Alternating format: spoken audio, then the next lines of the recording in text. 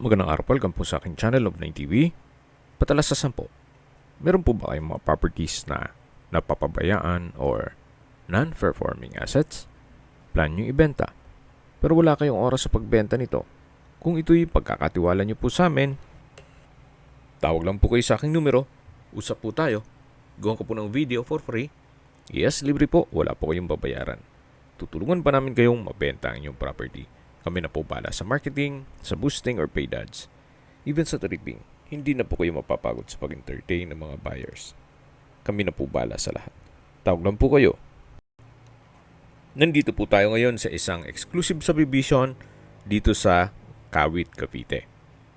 Ito pong bagong video presentation natin ay isang brand new house and lot na may swimming pool. May lot area po ito na 201 square meters at may floor area na 180 square meters.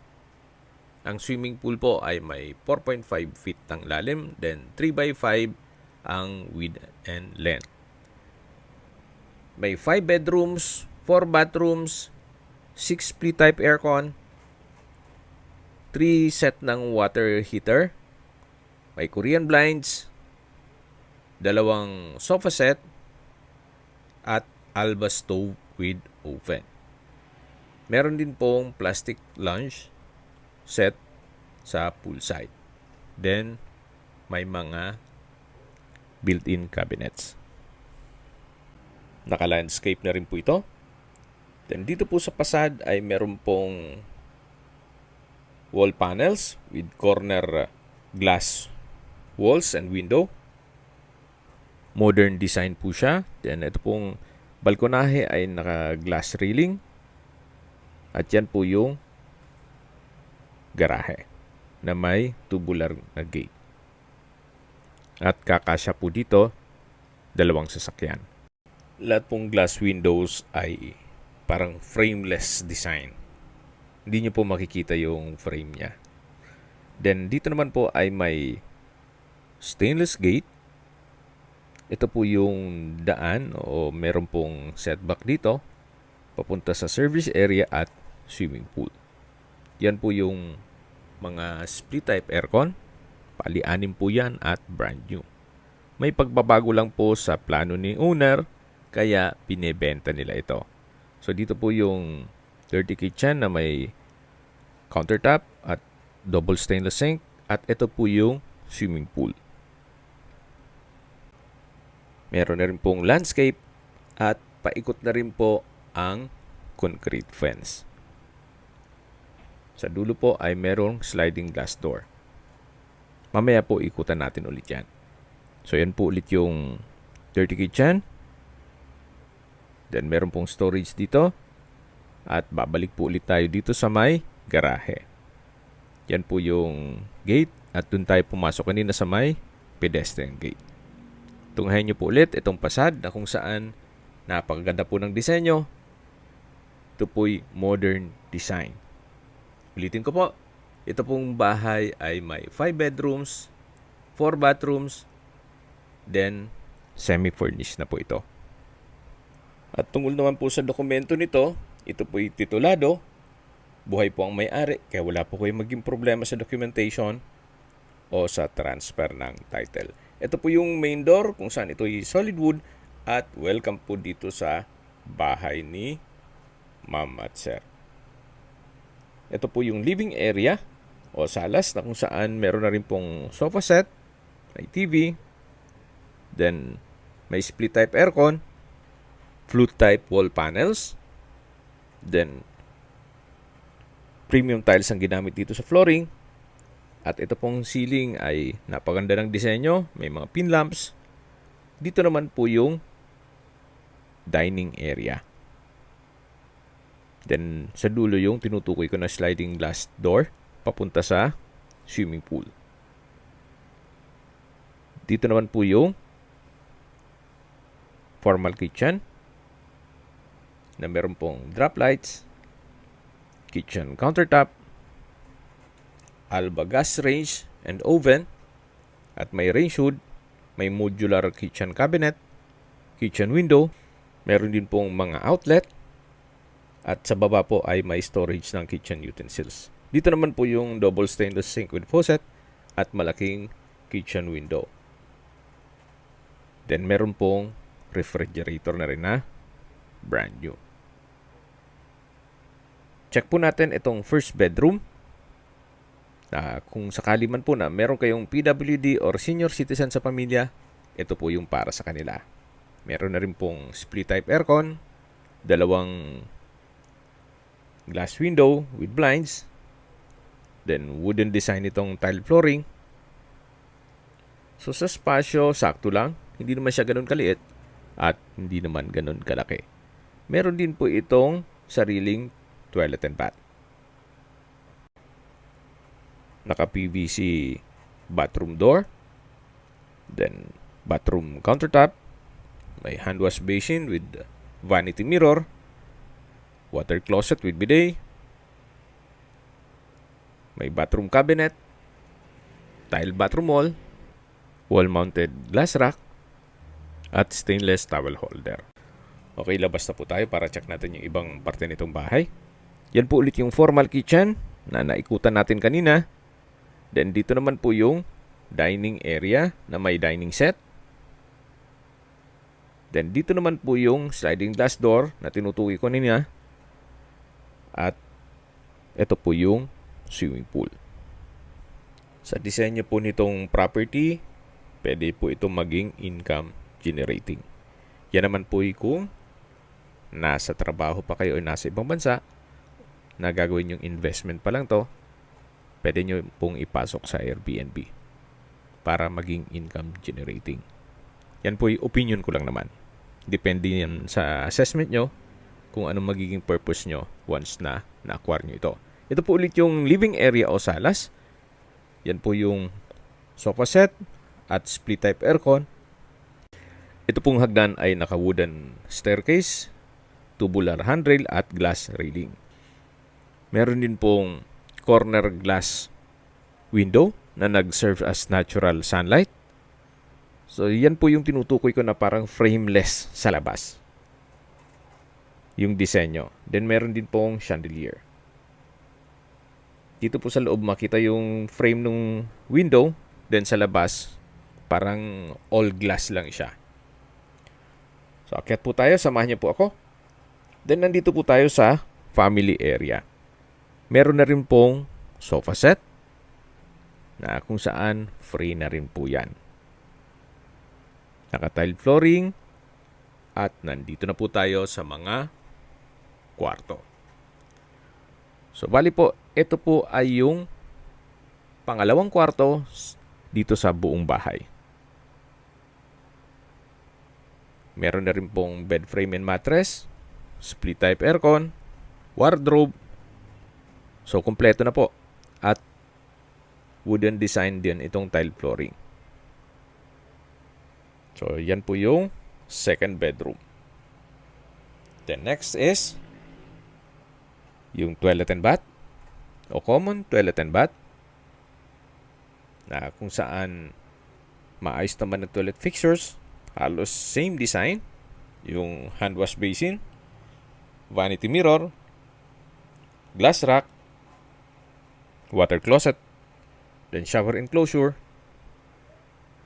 naka-tile bathroom wall from floor to ceiling po yan, at meron pong hot shower set at overhead shower. Meron din po itong bathroom window. So kahit po may shower enclosure, meron pa ring shower curtain. At stainless towel rack. So ito po yung toilet and bath dito sa second floor. Next is third bedroom. Check po natin. So meron na rin pong wardrobe, then bed frame and mattress, customized glass windows,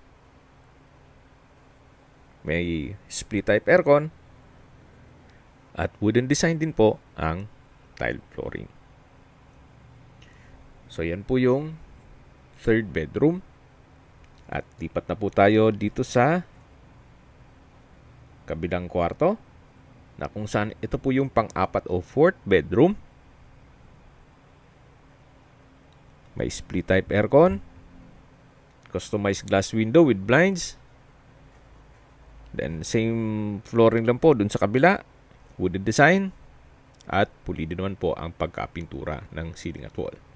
Meron din po itong wardrobe from floor to ceiling at drawer and dresser. Dito po sa dulo ay meron pong toilet and bath. May bathroom countertop, hand wash basin, vanity mirror, bathroom cabinet, water closet with bidet, shower enclosure, hot shower set, overhead shower, bathroom window, at may shampoo rack. So ito po yung toilet and bath ng 4th bedroom. So na-maximize po nila yung space. Then lalabas na po tayo ulit dito sa may family area. At yan po yung mga kwartong na-check natin kanina. Pati yung common toilet and bath. At dito na po yung 5th bedroom. So mas malaki po ito. Kaya ito po yung master bedroom. Naka-ceiling cove design. Meron pong customized glass window. May split type aircon. Wooden design ng tile flooring. At may sariling toilet and bath. Check po natin. May bathroom countertop, hand wash basin, walk-in closet, bathroom cabinet, then shower enclosure, may hot shower set, overhead shower, water closet with bidet, stainless towel rack. Yan po yung overhead shower at naka-ceiling cove design din po dito sa area to. So ito po yung toilet and bath dito sa master bedroom. At tunghayan nyo po ulit bago tayo lumabas. Napaganda po ng kombinasyon ng kulay. So labas na po tayo. Yan po ulit yung family area at yung mga kwartong naikutan natin kanina.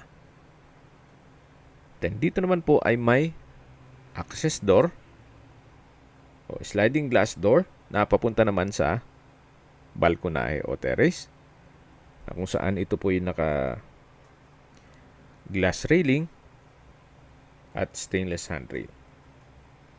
Yan po yung wall lamps. At ito po yung garahe, yung main gate, at dito naman po yung inyong mga magiging kapitbahay, kung saan napakatahimik po ng lugar, sariwa ang hangin. Sa klima naman po, banayad lang, hindi naman siya ganun kainit at hindi naman ganun kalamig. At isa pa po sa big factor na dapat nyo i-consider sa lokasyon nitong property. Malapit po siya sa lahat. Okay, sa distance, location at travel time portion na po tayo.